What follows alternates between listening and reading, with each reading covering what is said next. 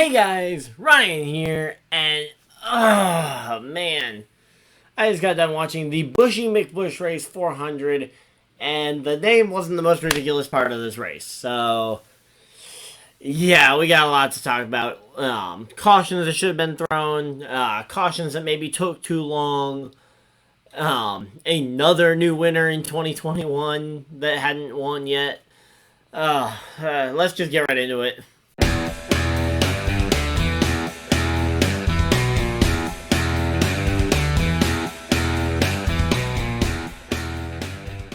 Okay, so here we go. I guess we should probably start. Where should we start? No, let's start with the winner. Kyle Busch gets the win, and we'll talk about the finish because I've heard a lot of my friends complaining about the finish. And honestly, I'm gonna say I don't think there was that much wrong with the way that NASCAR handled the finish. Yes, it could have been dealt with a little better, probably. No, because ultimately there was the final caution came out, 8 laps to go, and we ended up with a green-white checker. In all reality, I think you add 2-3 laps to this. I don't think the result is all that much different. Maybe Kevin Harvick actually gets to him because Kevin Harvick was coming. I think people would have been just as upset if Kevin Harvick ended up winning this race. But ultimately, happy birthday to Kyle Busch, and he gets the win. His second Cup victory on his birthday. And so he's 2 for 2 in that category. Assuming he didn't race in the 04 race that was on his birthday. Because that was technically the year before his full-time Cup Series debut.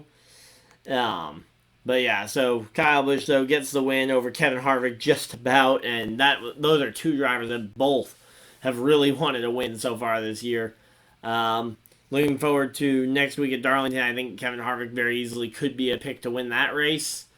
Kyle Busch, I don't know. It's just not really his... It's one that he, in theory, should be good at because a lot of the Toyota guys are good there. He just seems to struggle with staying out of the wall at that track. Looking at some of the other finishers, because, again, with kind of, as is typical with a late race caution, we had a lot of surprise guys up there. Keselowski got his way back up to third after an up and down day. Really stayed around the top 5, top 10 for a lot of today. Ultimately recovered to third. Matt DiBenedetto gets all the way up to fourth, which was incredible. I'd say it must have happened in the whole kerfuffle with Keselowski and Chase Elliott in turns 3 and 4. Keselowski went up the track, kind of ended up blocking the 9 car into the wall, taking them both essentially out of contention for the win. Beto got by there. Chase Elliott held on for 5th. Truex 6th, 7th was Reddick, and yeah, so this is the next one is kind of the other thing, and probably the thing that I'm most fueled to talk about because it infuriated me. It just, in the moment, probably the most vocally outraged I've been over a NASCAR race ever. Why on earth that caution took so long to throw? I know why they did it. I just don't agree with it. The reason they didn't throw the caution was to try and let everybody cycle around. But that shouldn't be what... Like, the caution flag, if you're going to throw it, should be thrown when something is perceived to be unsafe. It should not be used as a, oh, there is something unsafe, but we want to wait to make sure that we aren't ruining the show. Chris Buescher, and to a lesser extent Stenhouse, probably would have also, depending on when they officially confirmed it as a threat and put out the caution, probably both of them would have made the right call and stayed out to that point. But ultimately, they decided to wait, not 1, not 2, but 25 laps to determine that, hey, there's a tire out there. Hey, we should probably go get that. Okay, let's go get it. And in that time, Stenhouse came to pit road and lost a lap. Chris Buescher came to pit road and lost a lap. And then they decided, yeah, that probably is a threat. We should probably go get that picked up. It was sitting there for 25 laps. I mean, Uh, I just don't get it. Like, the caution flag, yes, you don't want to completely ruin the show, but it's not like that Chris Buescher was the only car on the lead lap, or would have been still the only car on the one. It wasn't like he had the entire field double lapped, and if you throw the caution there, he gets to have a lap all to himself until the next caution. The problem there, like the thing that you get out of that is that he gets essentially a top 10. He gets to restart in the top 10 as opposed to getting trapped lap down in like 18th or 20th. I mean, yeah. That was definitely my biggest problem with this race. And I'll be honest, I think it's kind of similar to the usage of the yellow flag. It's kind of the inverse effect of what we saw at the Daytona Road Course, where we had a yellow flag that probably didn't need to ever be thrown, but was thrown to make sure that we had an interesting finish. And an interesting finish we did get. Rather than Chase Elliott storming on to his like 6th road course win in a row, we got Christopher Bell going to victory lane at Daytona in his 2nd start with Joe Gibbs Racing. And ultimately helped feed into what inevitably so far has been a completely chaotic season so far, with lots of drivers winning races that probably wouldn't have made the playoffs any other way. But yeah, towards the end of the race, because this was actually the yellow that brought on it, and kind of talking about Christopher Bell made me think of that, so we'll talk about that next. But the caution that brought out this final yellow was Christopher Bell. I don't remember exactly how it happened. Let's see, is there a replay available of that yet? Here we go. But yeah, so for the most part, the way that Christopher Bell, his car stepped out from underneath him, and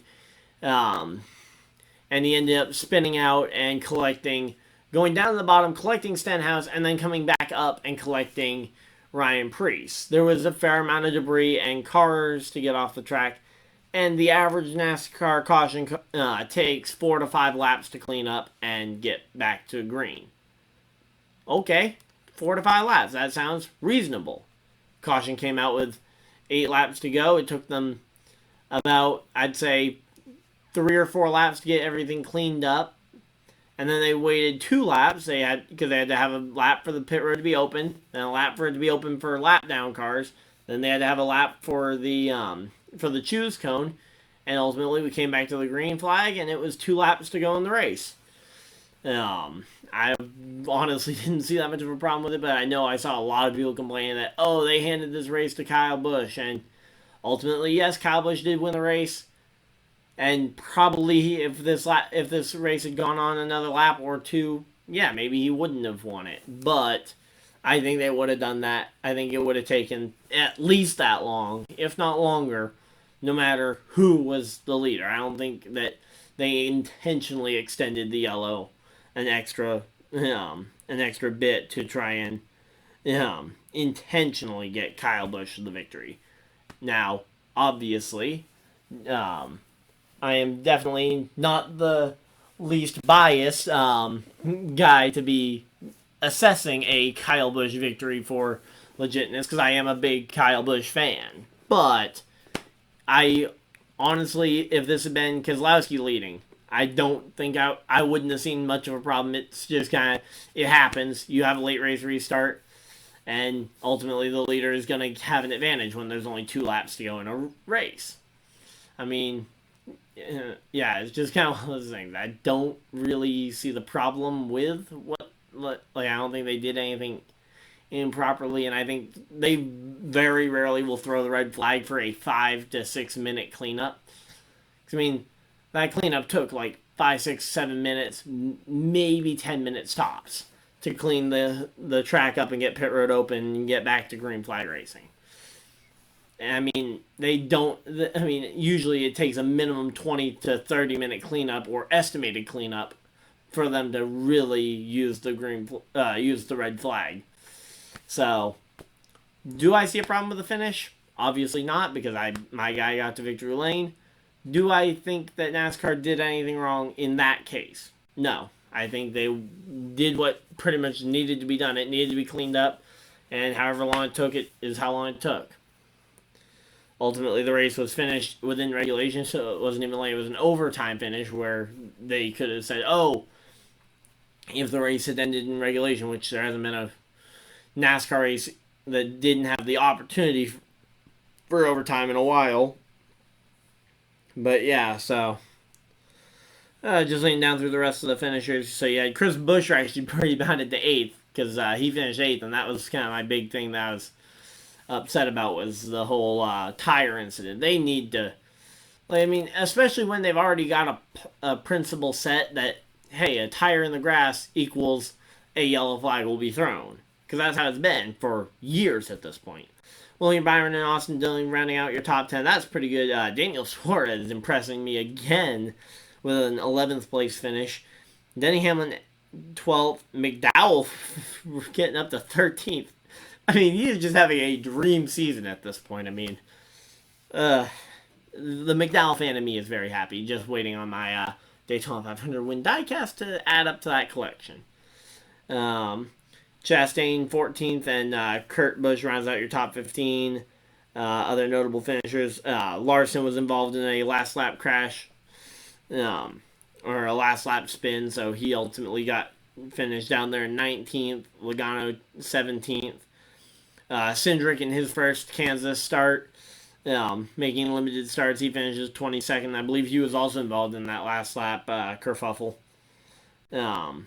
Bubba Wallace finishes 26th. Another subpar performance for Bubba, but kind of is what it is at this point. I mean, he was stuck a lap down early on. I don't remember when he ended up getting a lap down, but he just was never ended up luckily in the free pass position when the caution came out. Same thing with Eric Jones in 25th. Corey LaJoie, for a minute, I thought he was going to be in position for a free pass, but ultimately I think Newman had just gotten lapped at that point, and he got his free pass instead. Again, as I mentioned, Christopher Bell was involved in that last caution, so he finished a few laps down. Ryan Preece ultimately was retired from the race with that crash with 8 to go. Stenhouse was also knocked out of the race at that point.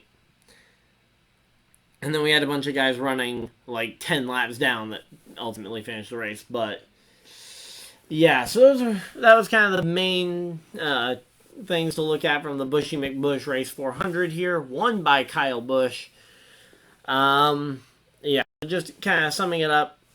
And honestly, I'd say a pretty good Kansas race. I mean, for a track that on the surface doesn't look all that interesting, it actually has a lot of character to it, and honestly is a good replacement essentially for Chicagoland at times. And that's kind of the problem with this aero package, is that it at times produces good racing. Like, it can produce exciting 5-6 wide restarts like what we saw last night in the truck race, or like what we saw the other day in the, or like what we saw today in the Cup race. Or we can see what we saw last October, and we have a 30-lap green flag run to the finish where the faster car can't pass the slower car and ultimately get stuck finishing second. But yeah, so luckily today wasn't one of those days. I can be excited about this package, and of course we're getting the next gen cars unveiled on Wednesday. We've already gotten a little bit of a sneak peek. I didn't want to talk about them yet because I didn't want to end up getting in trouble for talking about them and ultimately putting out information that isn't supposed to be out yet. So on Wednesday we'll be talking about the next gen cars. Working on some other video ideas for Monday and Tuesday, especially with NASCAR Heat 5 servers being down, but we'll think of some stuff. And of course, if you guys subscribe and have the notification bell ring, you'll be notified when that content goes live. Also, if you guys enjoyed the video, leave a like on the video, subscribe if you guys are new so you guys don't miss any of those videos coming up. But outside of that, hopefully you guys enjoyed the video, and I'll see you guys in the next video, live stream, or whatever you guys decide to do for the rest of your night. Have a great night, everybody. Goodbye!